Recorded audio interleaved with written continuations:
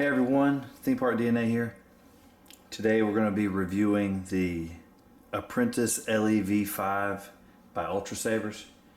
I recently got this as a mystery box in my most recent of orders, and have been really impressed with it.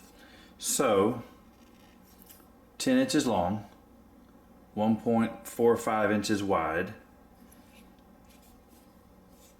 and this thing is really attractive. It looks great.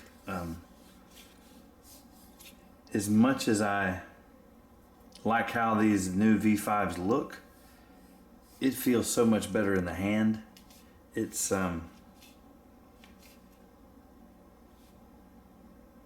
becoming one of my favorite basic sabers from Ultrasabers. So if you saw my unboxing video, you'll know this is a sound saber, Obsidian Light, and just like the V4 Apprentice and Sentinels, it has these ridges that are machined into it. But what's new about the V5 Apprentice and Sentinel is that once they have machined that out and anodized it, they go back in and they flatten sections all around the hilt here. See if you can see that.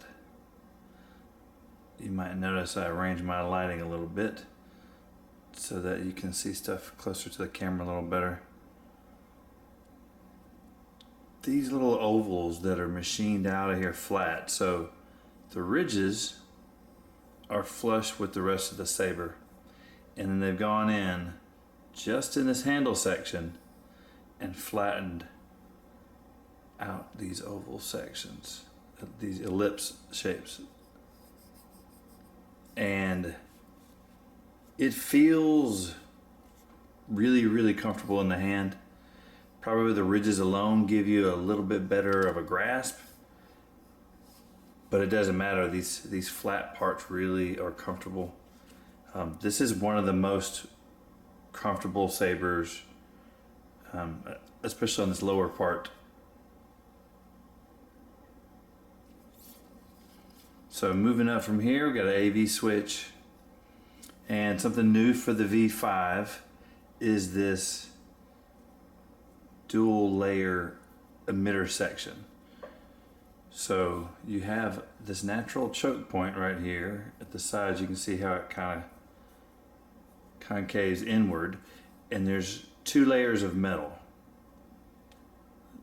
Let's see if you can see the gold on the inside and the silver on the outside, and there's a separation between the two, and so it's gold here on the inside,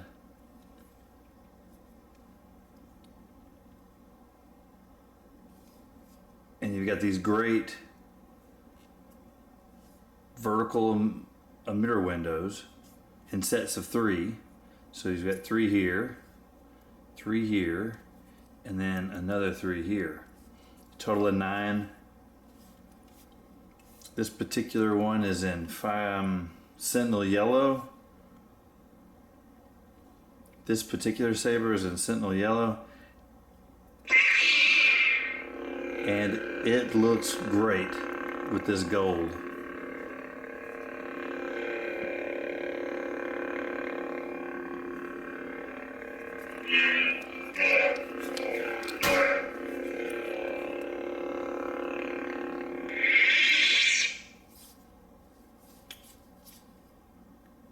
So moving back up, we have a single blade retention screw.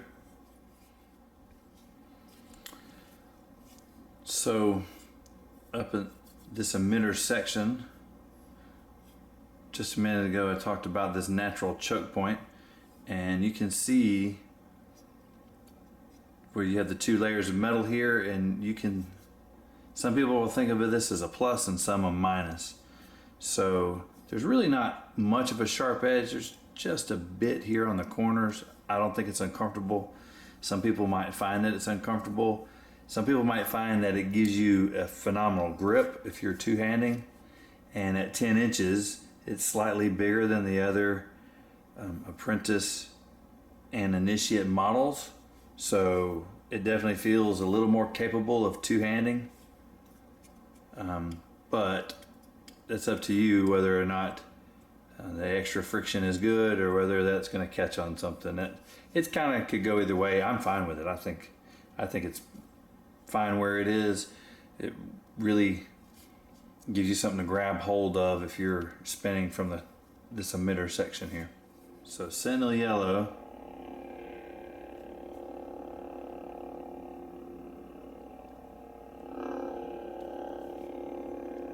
And it has orange flash on clash.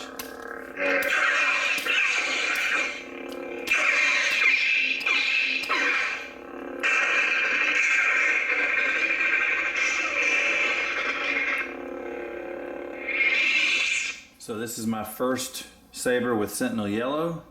It's a $20 upcharge, another $35 for the flash on clash. This turned out to be a nice little mystery box. Really impressed, feels great, looks great. I'm anxious to see what the Dark Sentinel LE would look like. I've said it before, that's one of my favorite basic sabers, and getting my hands on this one really kind of solidifies that. I'm wanting a Sentinel V5 now. Let me know in the comments below, what do you think about the V5? How do you like the Sentinel Yellow? Color is unique, looks a little muddied. For a $20 upgrade, you kind of expect it to be a little brighter, to have a little more muchness. So if you haven't subscribed, we appreciate subscription. Go ahead and hit that sub button, hit the notification bell icon so you make sure to get all of our future content.